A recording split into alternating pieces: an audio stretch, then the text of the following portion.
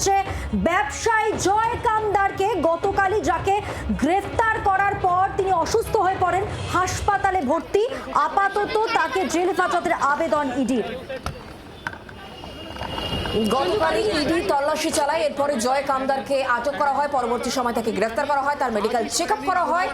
গতকাল থেকে একাধিক সূত্র হাতে এসেছে ইতিমধ্যে, এবং কয়েক কোটি টাকার যে ব্যবসা, যে আর্থিক লেনদেন হয়েছে, সেই লেনদেনের উৎস কি এবং এতে আর কারা কারা বেনিফিটেড, এই সবটাই এই মুহূর্তে ইডি আধিকারিকরা জানতে চাইছেন। আপাতত জেল হেফাজতের আবেদন জানাচ্ছে ইডি। হাসপাতালে ভিজিলেন্সে থাকবেন ইডি আধিকারিকরা, এমনটাই খবর পাওয়া যাচ্ছে। জয় কামদার নির্মাণ ব্যবসায়ী, যার বাড়িতে গতকাল ইডি আধিকারিকরা যান। এর আগেও তার বাড়িতে তল্লাশি হয় এবং প্রায় 1.5 কোটি টাকা উদ্ধার হয়েছিল। এই পুরো বিষয় নিয়ে আমাদেরকে আরো জানাবেন আমাদের সঙ্গে অয়ন রয়েছেন, আমাদের প্রতিনিধি অয়ন। আর কি আপডেট পাচ্ছ এখন?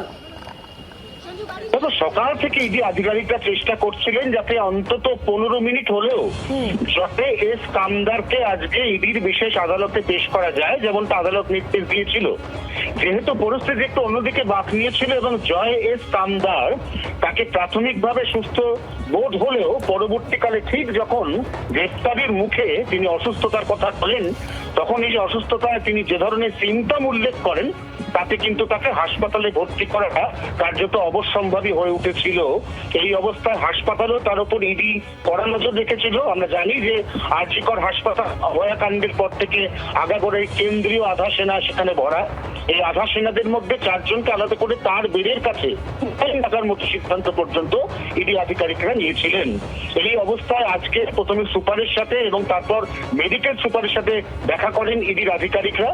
তাকে কিরকম তিনি আছেন জয় কামদার এই সম্পর্কে বিস্তারিত পরীক্ষা নিরীক্ষা হয়, তার মধ্যে সুগার, প্রেসার, ইসিজি সহ অন্যান্য সমস্ত প্যারামিটার। এবং এই পরীক্ষাগুলোর পর দেখা যায় যে আজকে আদালতে তোলার ক্ষেত্রে ফিজিক্যালি জয় কামদার মোটের উপর স্টেবল। এবং এই ছাড়পত্র আসার সঙ্গে সঙ্গেই আমরা দেখতে পাই যে আরজিকরের এমার্জেন্সি বিভাগের সামনে প্রচুর আধা সেনাকে মোতায়েন করিয়ে দেওয়া হলো এবং কার্যত নিশ্চিদ্র নিরাপত্তা বেষ্টনীর মধ্যে জয় কামদারকে বার করে তোলা হলো গাড়িতে। এই মুহূর্তে সেই গাড়ি চলেছে ব্যাংশাল কোর্টের দিকে। একটা বিষয় এখানে গুরুত্বপূর্ণ জানার, যে ইডির আধিকারিক যারা রয়েছেন তারাই জয় কামদারকে হেফাজতে নিয়ে ঠিক কোন কোন বিষয়গুলো জানতে চাইছেন, এখনো পর্যন্ত এই জয় কামদার সম্পর্কে কি কি তথ্য তাদের কাছে আছে? যে অ্যামাউন্ট গুলো উঠে এসছে তদন্তে এবং যে হোয়াটসঅ্যাপ চ্যাট গুলোকে ডিলিট করার পরে আংশিক রিট্রিভ করা সম্ভব হয়েছে, তা কার্যত বিস্ফোরক। একজন ব্যক্তির পক্ষে 1100 কোটি 500 কোটি এই অ্যামাউন্ট গুলো হ্যান্ডেল করা কার্যত অসম্ভব। এর পেছনে বিরাট বড় একটা নেক্সাস রয়েছে, একাধিক রাঘব বোয়াল রয়েছে। তারা কারা এটা জানতে জয় কামদার তার একটা ডিটেইল ইন্টারোগেশন এবং সেটাও কাস্টোডিয়াল ইন্টারোগেশন, অর্থাৎ তাকে হেফাজতে নিয়ে টানা জিজ্ঞাসাবাদ এই মুহূর্তে ইডি আধিকারিকরা জানতে চাইছেন। তুমি নজর রাখো। অনেক ধন্যবাদ আমাদের সঙ্গে টেলিফোন লাইনে থাকার জন্য।